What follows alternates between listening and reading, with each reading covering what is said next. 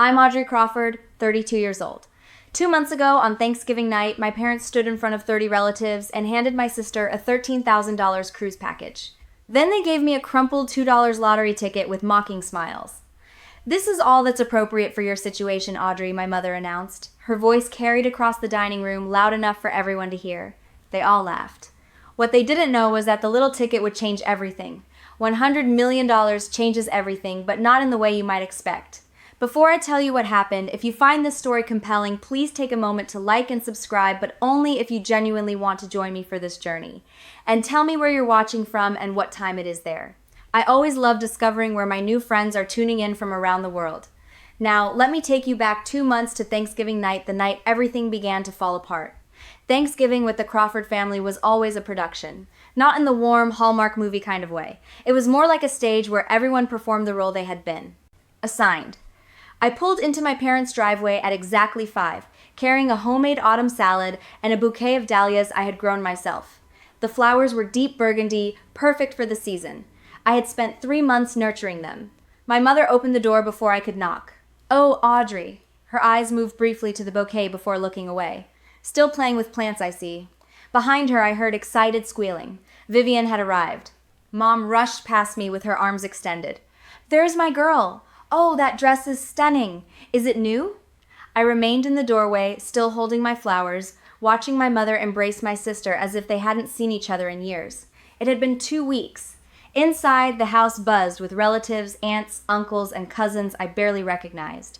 Dad sat in his leather recliner, deep in conversation with Marcus, my brother-in-law. He didn't stand when I entered. He barely looked at me, offering only a slight nod. "Audrey, good. You're here," Dad said, without taking his attention away from Marcus. "We need help setting the table." Of course, I was there to work. The living room had formed a semicircle around Marcus, while he described his newest real estate consulting deal. Everyone leaned toward him, captivated by every word. I knew better. There was something slippery about Marcus. I couldn't prove it. It was only an instinct, but I trusted it. Aunt Marlene caught my eye from across the room and offered me a small, sorrowful smile. Later, while I arranged napkins alone in the dining room, my mother introduced me to a distant cousin. "This is Audrey, my younger daughter. She does gardening. Something involving plants, I think."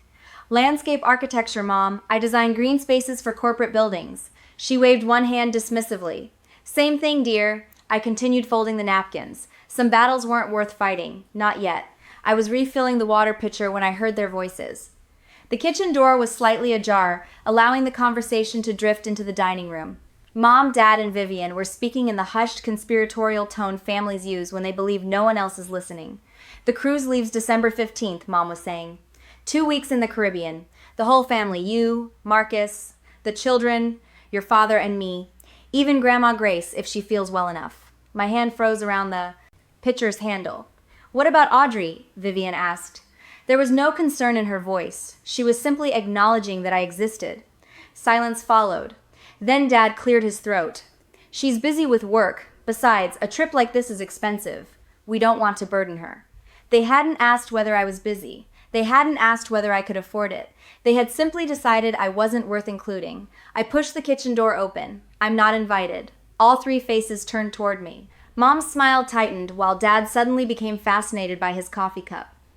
"Sweetheart," Mom began, "this trip is to celebrate Marcus's promotion.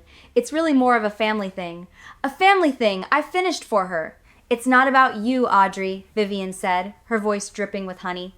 "We just didn't think you'd be interested. You're always so independent." Independent, that was the word they used when they meant outsider. I was preparing to respond when I noticed movement behind me. Grandma Grace stood in the hallway, one frail hand gripping her walker. Her eyes met mine sharp, knowing, and filled with something I couldn't quite understand. She reached out and squeezed my hand. She didn't say anything, but in that silence I felt seen. "Audrey, help your grandmother sit down," Mom instructed, already steering Grandma away. She shouldn't be standing for so long. Before she disappeared around the corner, Grandma Grace glanced back at me. Her lips moved silently. "Call Thomas Smith this week." I didn't understand what she meant, but I would. Soon I would understand everything. The dining room became silent when Dad stood and tapped a fork against his wine glass.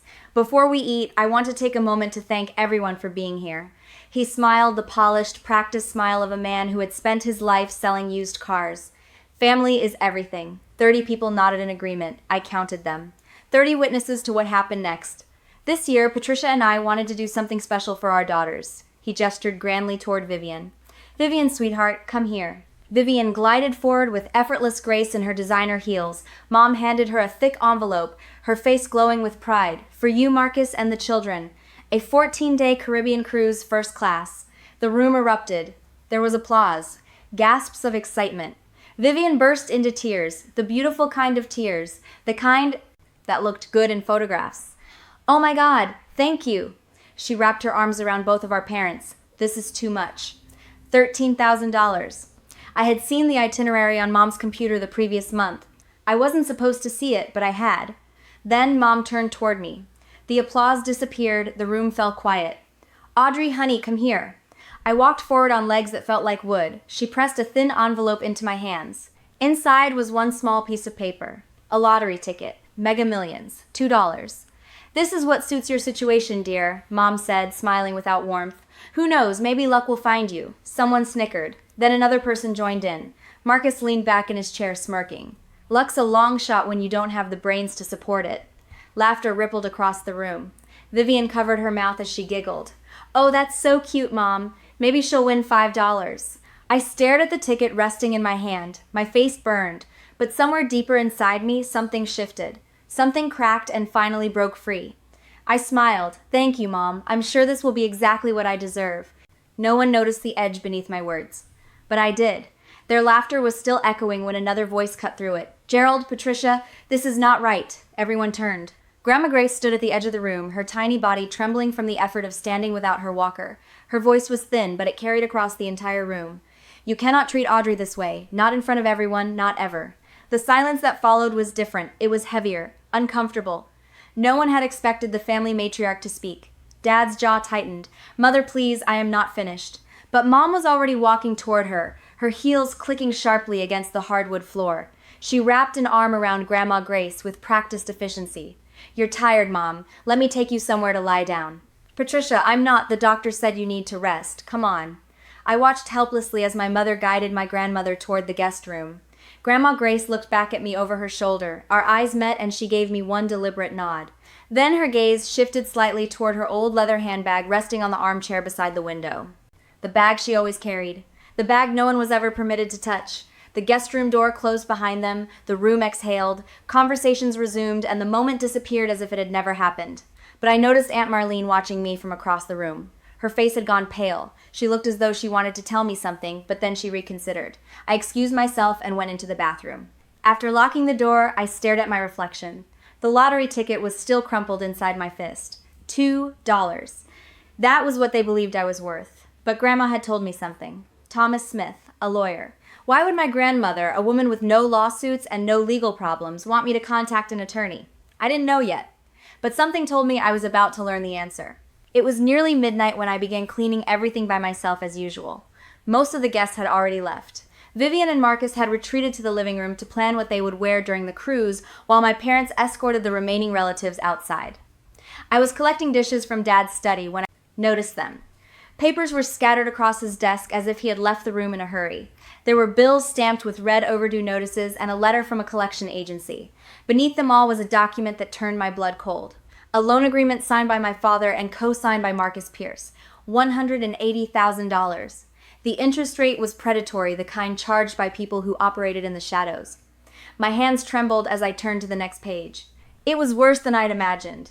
There were collateral documents for Grandma Grace's house, the house where she had lived for 50 years, the house where my mother had grown up, the house that was supposed to remain Grandma's until the day she died. Her signature was there, shaky and uneven. It was dated 6 months earlier, the same month she had fallen and spent 2 weeks in the hospital, heavily medicated for pain. They had made her sign it while she wasn't herself. My heart pounded so violently that I could hear it in my ears as I pulled out my phone. I photographed everything, page after page. I didn't know what I would do with the photographs. I didn't have a plan, but I finally understood something. The favoritism wasn't about love. It wasn't simply about Vivian being the golden child. I was the threat. I was the one who might ask questions, the one who might notice when things didn't add up. They needed me to remain small, silent, and invisible. That was why they had given me a $2 lottery ticket. I slipped through the back door with the photograph saved on my phone and my thoughts racing. For the first time in my life, I had no intention of remaining quiet. 1 week after Thanksgiving, I called Aunt Marlene. She answered after the second ring. Audrey, Aunt Marlene, I need to ask you something. What is it, honey? Is Dad in serious debt? Silence, long and heavy. You know something, don't you? I pressed. How did you find out? I saw papers at the house. A loan agreement involving Marcus. Audrey, her voice dropped to a whisper. Don't discuss this over the phone. Why not? Because there are things you don't know yet. Things about Marcus. Things about your father. My grip tightened around the phone. What things? Not. Here. Not like this. Meet me on Saturday at the coffee shop on Elm Street. 2 o'clock. Aunt Marlene, please, and Audrey, she hesitated. Don't trust anything Marcus tells you. He isn't the person he pretends to be. The call ended. I sat in my apartment and stared at the lottery ticket lying on my kitchen counter. I had forgotten about it after Thanksgiving. It had remained there, ignored and crumpled, just like me. Maybe it was time to check the numbers. I opened the Mega Millions app, entered the numbers, and watched the small loading circle spin. The first number matched. My heart skipped. The second number matched. I stopped breathing. Then the third, the fourth, the fifth. All 6 numbers matched. I refreshed the app. The result remained the same. I checked the official website. Same numbers, same result, $100 million. I didn't scream. I didn't cry. I simply sat there completely still for what felt like hours. Then I did the first thing that came into my mind. I searched online for what a lottery winner should do first. And then I remembered Grandma Grace's words. Thomas Smith. It was time to make that call. I told no one, not one person. For 3 days, I moved through my life like a ghost wearing human skin. I went to work, responded to emails, and smiled at clients, all while carrying a secret worth 9 figures in my pocket. Every time my phone vibrated with a message from Mom or Vivian, I felt nothing. Once the money cleared, the amount in my bank account would be larger than anything they could imagine. But the money itself wasn't what consumed me. It was the power. Not power over them, power over myself. For 32 years, I had been the invisible daughter, the afterthought, the gardener. Now I had choices they could never take from me. I didn't call my parents. I didn't call Vivian. I didn't announce anything on social media, buy a sports car, or do any of the things people expected lottery winners to do. Instead, I called Thomas Smith. Miss Crawford, he said, his voice warm but professional. Your grandmother told me you might contact me. She asked me to call you. I don't understand why. Perhaps you should come to my office. There are some matters we need to discuss. About the lottery? There was a pause. You've won something? $100 million. Another pause followed. This one lasted longer. Then we definitely need to speak. But, Miss Crawford, the matters your grandmother wanted me to discuss with you existed before the lottery. They concern her estate and her house. My stomach dropped. What about her house? It would be better if I showed you in person. Can you come tomorrow? Yes. And Miss Crawford, don't mention this conversation to anyone in your family. Not yet. I ended the call and stared at my reflection in the dark phone screen. The lottery ticket had given me money, but Thomas Smith was about to give me something far more valuable, the truth. Thomas Smith's office smelled of old books and expensive leather. He was older than I had imagined, perhaps in his early 60s, with silver hair and kind eyes behind wire-rimmed glasses. He seemed like the type of lawyer who still believed in doing the right thing. Please sit. He gestured toward the chair opposite his mahogany desk. I sat down. What did my grandmother want you to tell me? He pushed a folder across the desk. 10 years ago, your grandmother created a trust fund in your name. A trust fund? $500,000. The room seemed to tilt. What? She never wanted you to know. Why? Because she was afraid. Afraid of what? Thomas's expression softened. She was afraid your mother would find some way to take it from you. I opened the folder with trembling hands. Legal documents, bank statements. Every part of it was real. There's more, he said gently. The house. I saw the paperwork. My father used it as collateral. Thomas nodded. The deed was signed 6 months ago, one day after your grandmother was hospitalized. She was taking heavy pain medication and was barely coherent. Nausea rose in my stomach. That's fraud. Potentially. The signature is unstable and the timing is suspicious. However, proving coercion without witnesses can be difficult. She didn't understand what she was signing. I don't believe she did. He leaned forward. Miss Crawford, your father owes Marcus Pierce $180,000. The house was offered as collateral. If your father defaults, Marcus receives the property. Everything finally fit together. The favoritism, the exclusion, the $2 lottery ticket. I had never been meant to discover any of this. What can I do? With the resources you now have, there are options. We can challenge the deed. We can settle the debt and remove the lien. We can protect your grandmother. I looked at the trust documents. $500,000 from Grandma Grace. $100 million from a crumpled lottery ticket. Let's protect her. All right, let me pause here for a moment. I know what you're wondering. Audrey, what are you going to do? Are you going to take revenge? But this isn't a revenge story. It's a story about truth. If you want to discover what happens next, tell me in the comments. Have you ever been treated unfairly by your own family? Hit the like button if you're on my side. Now, let me tell you what Aunt Marlene revealed. The coffee shop was nearly deserted when Aunt Marlene arrived. She looked different from how she had appeared at Thanksgiving. Older somehow, exhausted. She slid into the booth opposite me, gripping her purse as if it were keeping her alive. "Thank you for meeting me," I said. "I should have spoken years ago," she whispered.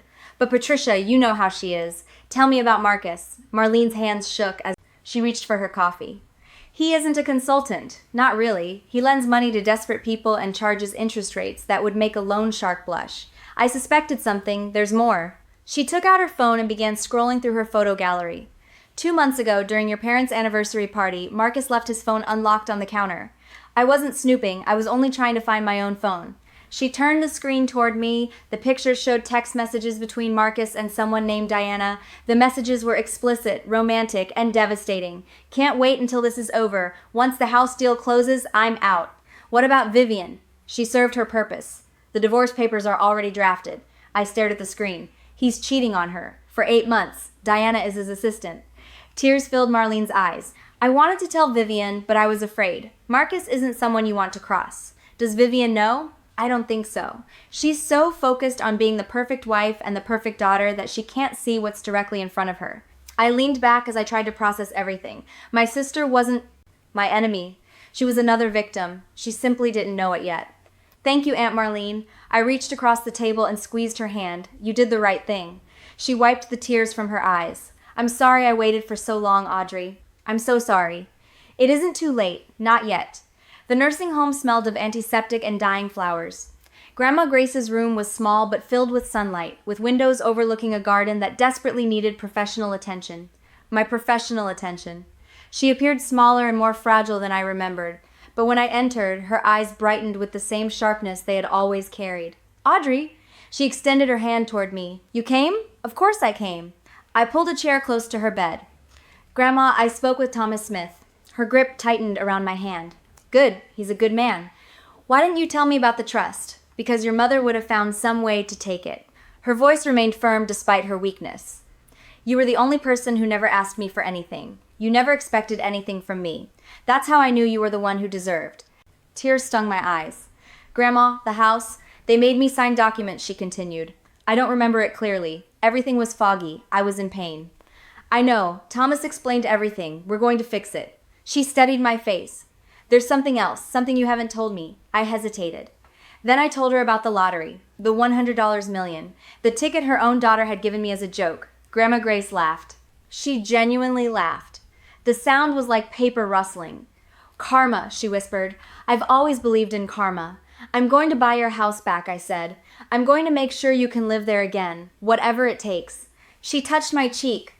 "I don't need you to take revenge on anyone, Audrey. I only need you to be free and protect the things that matter. I will. Promise me something, anything. Don't become like them. Don't allow the money to change who you are." I kissed her forehead. "I promise." Some promises are easy to make. I intended to keep this one. 2 weeks after Thanksgiving, the Crawford family gathered once again, this time for a bon voyage dinner before the big cruise. I was invited, but not as a guest. I was there to help. "Audrey, can you arrange the centerpieces? You're good with plants." "Audrey, the caterer needs instructions. Can you handle it?" "Audrey, make sure Grandma Grace's nurse knows we'll be gone for 2 weeks." I completed every task with a smile. I played the role they expected from me, the quiet, useful daughter. No one knew that lawyers were working overtime on my behalf.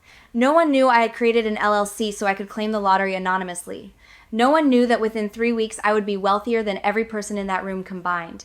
The dinner became a parade of self-congratulation. Marcus held everyone's attention while describing the cruise activities, snorkeling in Barbados, fine dining at the captain's table, and spa treatments for Vivian. "Too bad you couldn't come with us, Audrey," Vivian said without sounding sorry. "But someone needs to water Mom's orchids." "I don't mind," I replied with a smile. "I hope all of you have an amazing time." Dad placed one hand proudly on Marcus's shoulder. This guy is the best thing that's ever happened to our family. Marcus caught my gaze, his smile never reached. His eyes. They were cold and calculating, as though he were evaluating a business asset. Hey, Audrey. He leaned closer, his voice heavy with condescension. Bought any more lottery tickets? Maybe you'll win $5 next time. The table erupted in laughter. I allowed them to laugh. You never know, I said pleasantly. Luck has a habit of surprising people. Mom raised her glass. To family, to fortune, and to the Crawfords. Everyone drank. I lifted my glass of water and took a small sip. 12 days. In 12 days, they would be somewhere in the middle of the Caribbean, and I would be ready. On the morning they departed for the cruise, I stayed home. You're not coming to see us off? Mom had asked the previous night, her voice carrying that familiar trace of accusation disguised as disappointment. I have a client meeting. It's a major project. She had sniffed, always work with you, always work. As though I had ever been given another choice. As though they had ever offered me anything else. I spent their departure day inside Thomas's office, completing the final paperwork for my LLC. The lottery funds would clear within the week. After taxes, I would receive approximately $62 million. It was more than enough for what I intended to do. I was reviewing the documents when my phone vibrated. It was Vivian. Audrey, something's wrong with Dad's credit card. It was declined at the port. Can you transfer $500? I'll pay you back.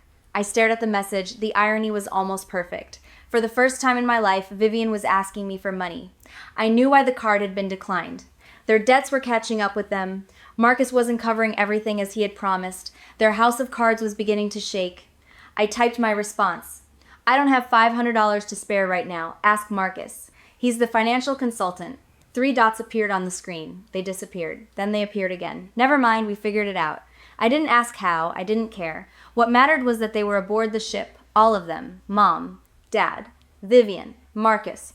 They were trapped in the middle of the ocean for the next 2 weeks. I turned back toward Thomas. How soon can we file the challenge against the house deed? Monday, as soon as you're prepared. To make your move.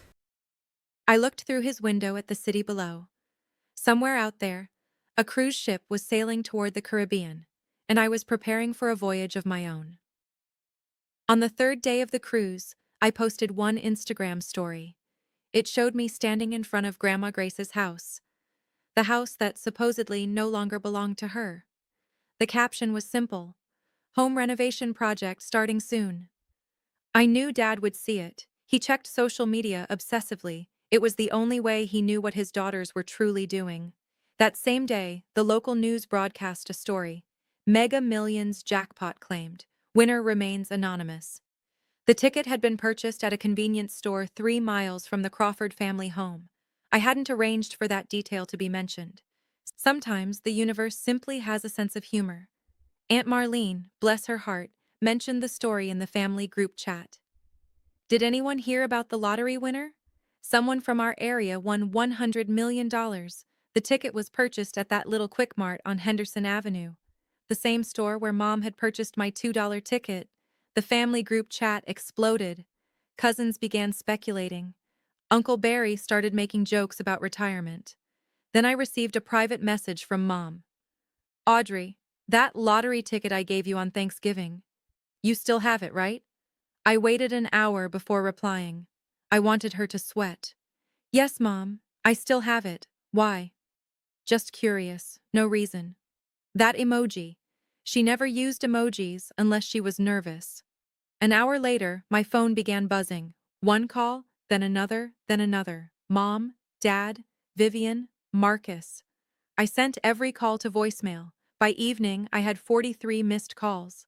By midnight, the number had reached 79. The messages ranged from casual, "Hey sweetie, just checking in," to frantic, "Audrey, please call us back. This is urgent." I placed my phone face down on the nightstand. I would call them tomorrow, but it would happen on my terms, and with an audience. 79 missed calls. I counted them twice to make sure.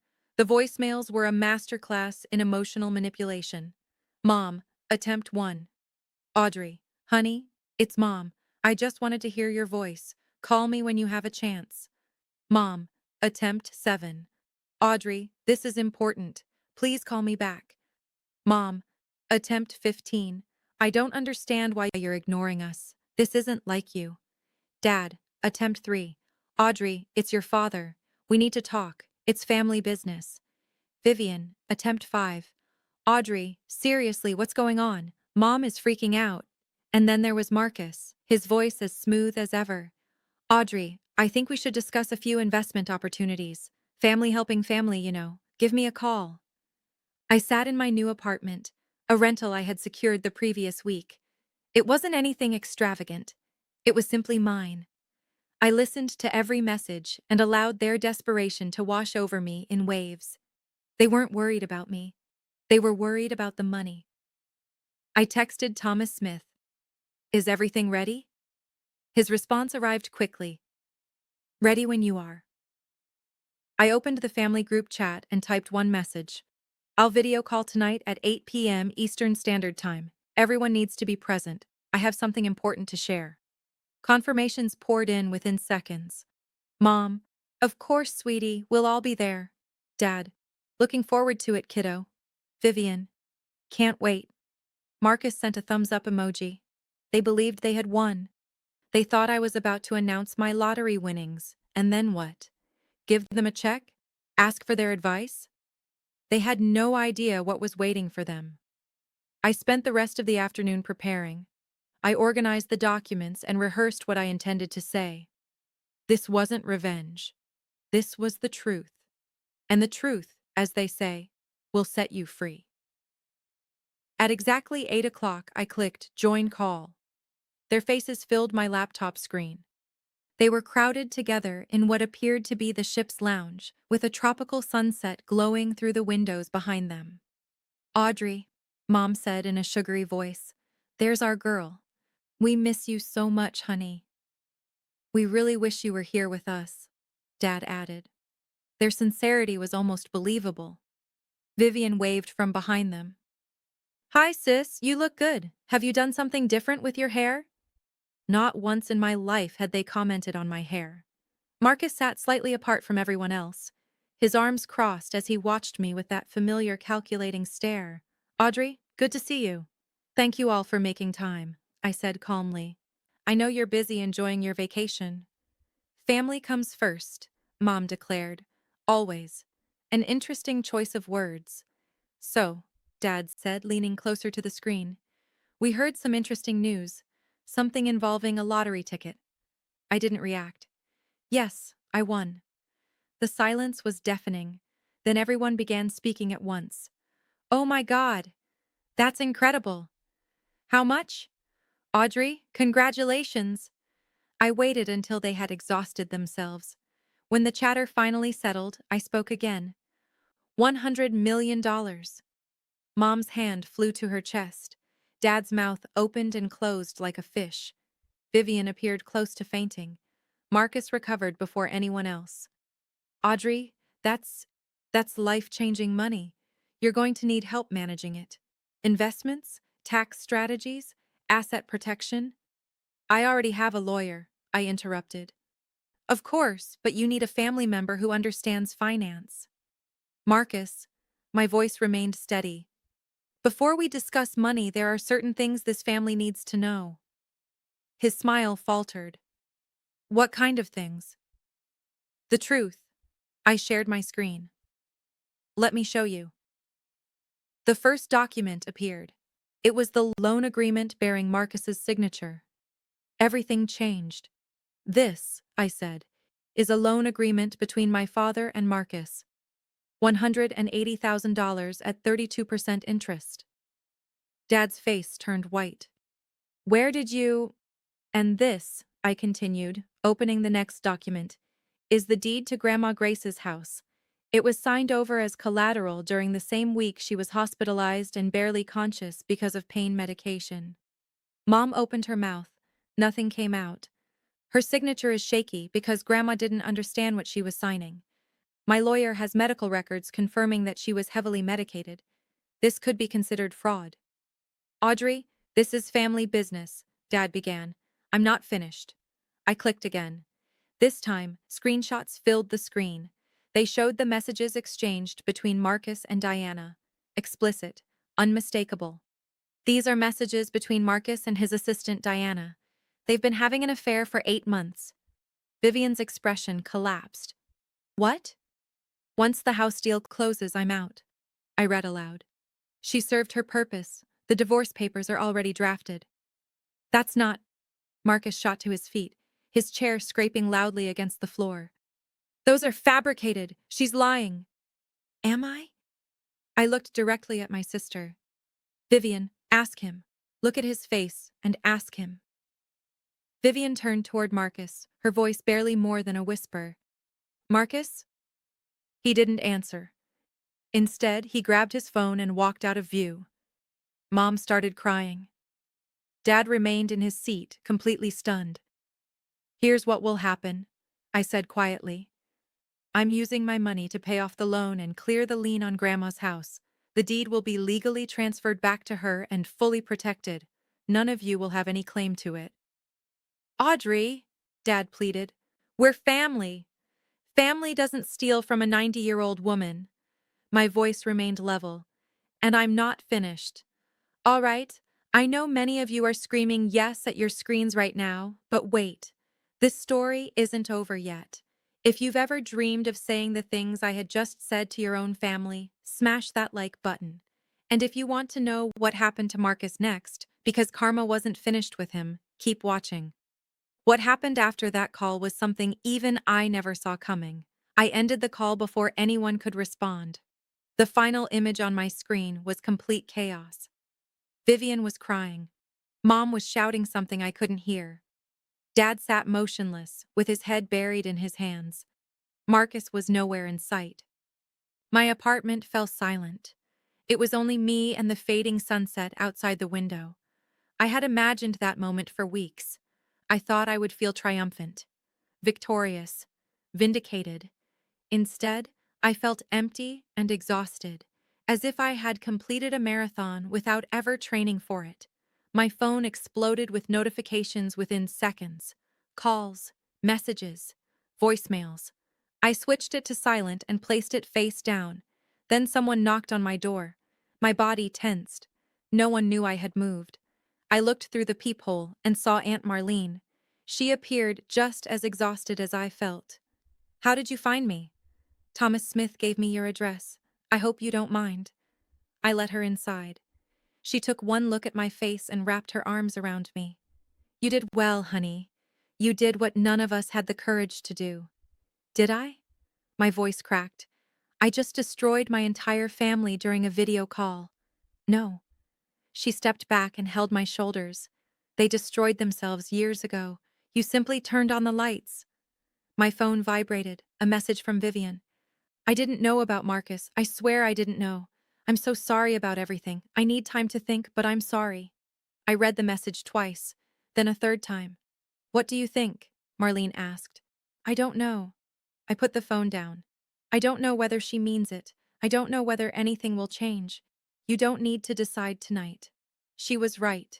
For the first time in 32 years, I had time. I had choices. I had freedom.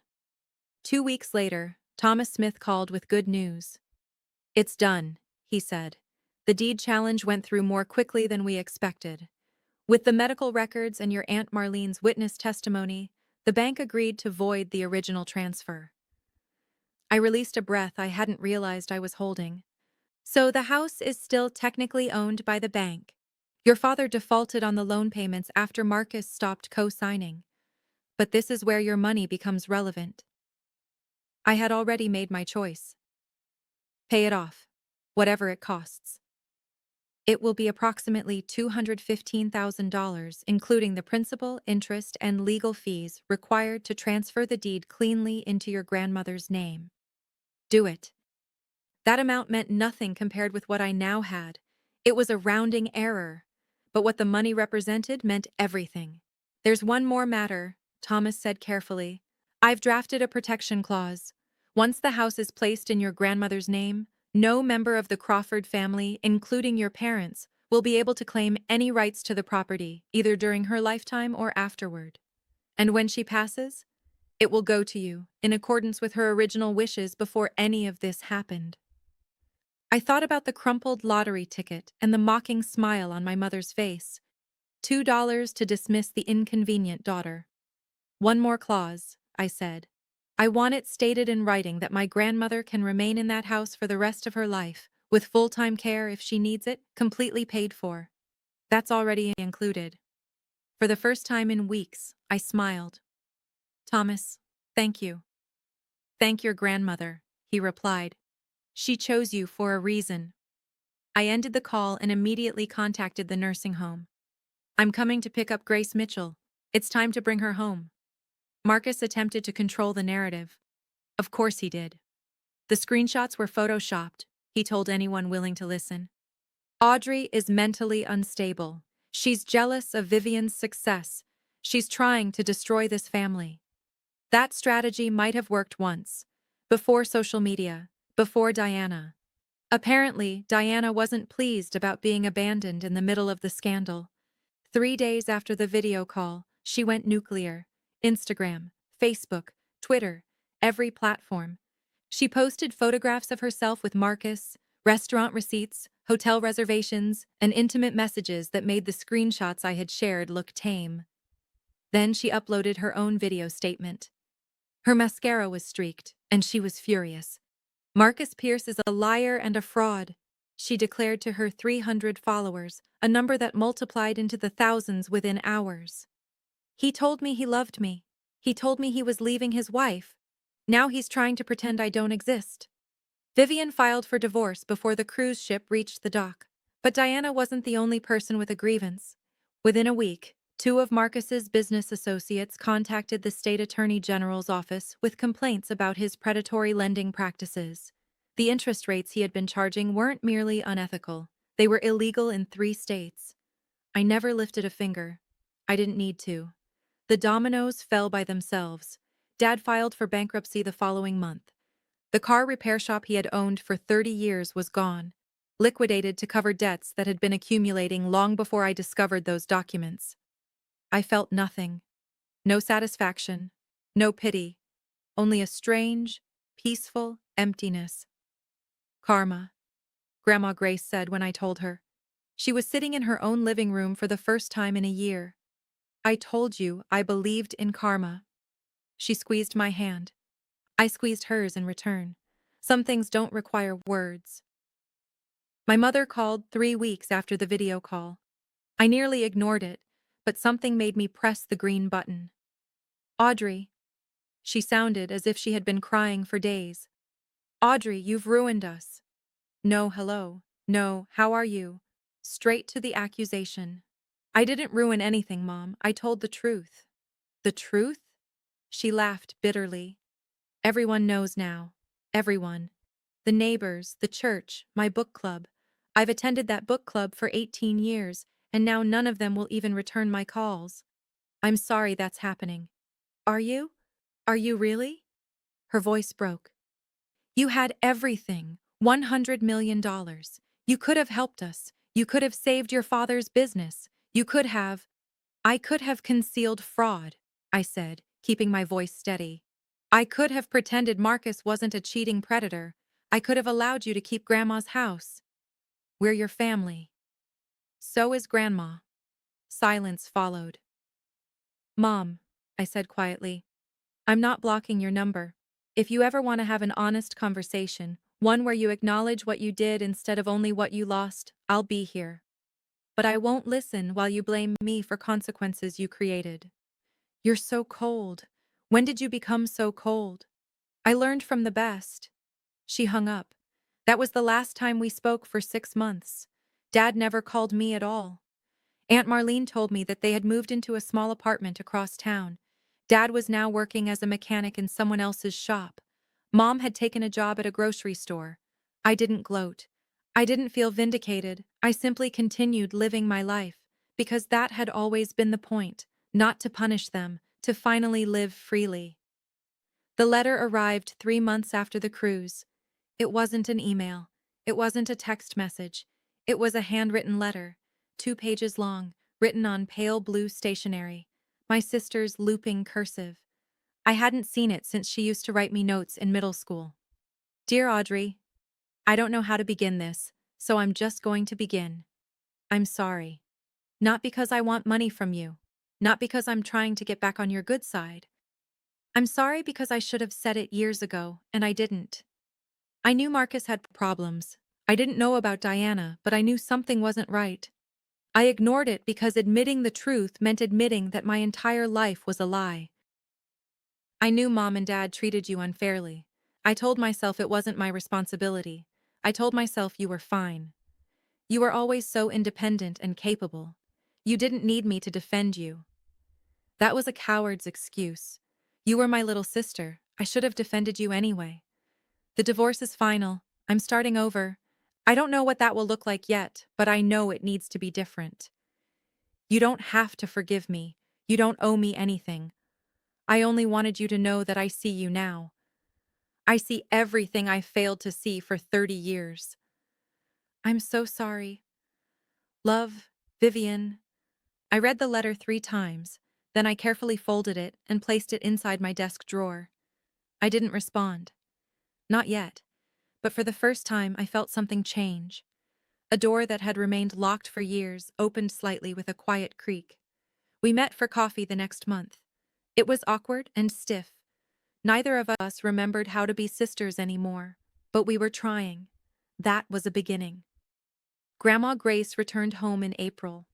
I was waiting when the nursing home's transport van pulled into her driveway. It was the same driveway where I had scraped my knee while learning to ride a bicycle. The same driveway where she had stood after every visit, waving goodbye as she grew smaller in the rearview mirror until she disappeared. She was smaller now, more fragile, but when the attendant wheeled her up the ramp I had installed, her eyes settled on the garden. It was neglected and overgrown, but it was still there. She smiled. "It needs work," she said. "I'm going to fix it, I promised. That's my specialty, remember?" I had spent the previous month preparing the house. New accessibility features, a hospital bed in the main bedroom, round-the-clock nursing care on standby, the best of everything money could provide, because for once, I had money to spare. That afternoon, we sat together in the sunroom and watched goldfinches gather at the feeder I had installed. "You did all of this?" she asked, gesturing toward the renovations. "It's your house. You deserve to be comfortable." She remained silent for a long time. Then she spoke. "Your mother called me last week." I tensed. "What did she say?" "She wanted me to speak with you. She asked me to convince you to return to the family." "What did you tell her?" Grandma Grace turned and looked directly at me. Despite her age, her eyes were as sharp as ever. "I told her you never left. Family isn't about attending Sunday dinners. It's about being present when it matters." She reached for my hand. "You showed up, Audrey. When everyone else looked at me and saw what they could take, you looked at me and saw what you could give." I blinked back my tears. "I only did what was right. That is the hardest thing to do, and you did it anyway." We remained there together until the sun disappeared. No more words were necessary. 1 year later, I barely recognized my life. I still worked, not because I needed money, but because I loved what I did. My landscape architecture firm had expanded. I had hired 2 new employees, moved into an office with actual windows, and built a waiting list of clients. In the previous year alone, I had designed 3 public gardens. Most of the lottery money remained untouched in diversified investments. I purchased a modest house near Grandma Grace. Nothing extravagant. Just enough room for me and the dog I had finally adopted, a rescue mutt named Clover who loved digging through my test gardens. The foundation became my real legacy.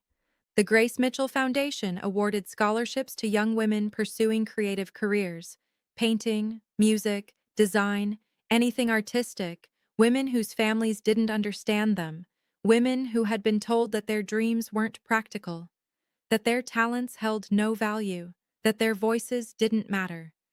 Every acceptance letter I read felt like a small act of defiance. Take that, universe. Take that, every parent who ever asked, "But how will you make money?" I visited Grandma Grace every day. Some days, she was sharp and full of stories from the past. On other days, she was tired, and we simply sat together in comfortable silence while watching her garden grow. "Your tulips are coming up," I told her one afternoon. You planted those, she reminded me. They're still yours. She smiled. Everything good I have came from sharing it with people who appreciated it. Remember that. I would. I was living proof of it. The money didn't make me happy. It gave me choices, freedom from other people's expectations, space to breathe. Happiness came from somewhere else entirely. It came from meaningful work, from relationships founded on truth, from the simple act of being exactly who I was. People sometimes ask about my family. They ask where my parents are and whether we've reconciled. The honest answer is complicated. My parents live in a small apartment across town. Dad works as a mechanic. Mom works in a grocery store. They are stable but struggling, not destitute, but nowhere close to the life they once imagined for themselves. We communicate occasionally. Dad sends me a message on my birthday. Hope you're well. Love, Dad, I respond. Thank you. I hope you're well too. That is the extent of our relationship. Mom has never apologized. She has called several times, usually to complain about her circumstances or subtly suggest that she needs financial help. I listen politely and then change the subject. Sometimes she hangs up in frustration. Sometimes we manage a few civil minutes before the resentment returns. I'm not ready to welcome them back into my life. Maybe I never will be. And that's all right. Forgiveness isn't something you owe the people who hurt you. It is something you give yourself, if and when you're ready. Vivian is different. We've met for coffee 6 times now. We've had lunch twice. We exchange messages occasionally. Not every day, but enough. She's rebuilding her life. She has a new apartment, a new job, and a new therapist helping her understand how she ended up with someone like Marcus. We aren't close. Not yet. Maybe we never will be. But we're trying. I didn't understand how broken our family was until I escaped it, she told me last month. I thought it was normal. I thought I was lucky. We both believed whatever we needed to believe to survive. She nodded. For once, she didn't cry. Progress. As for Marcus, I don't know where he is. And I don't care. Some people don't deserve space inside your mind. I've made peace with what happened. I'm moving forward. That is enough. People always ask me the same question. Did $100 million change your life? My answer surprises them. No, not really. What changed my life was a moment. One clear, crystallizing moment when I understood that I had spent 32 years waiting for people to recognize my value. They never would. Not because I wasn't valuable, because they weren't looking. The lottery ticket was a gift. Not because of its financial worth, because of what it exposed. The people who should have loved me only became interested when they believed I possessed something they wanted. That realization was worth more than any jackpot. If you're watching this while living within a family that refuses to see you, I need you to understand something. You don't need $100 million to set yourself free. You don't need luck. You don't need permission. You only need to make one decision. Stop allowing other people to determine your worth. Establish your boundaries. Walk away from tables where you're invited only to serve. Build a table of your own if necessary.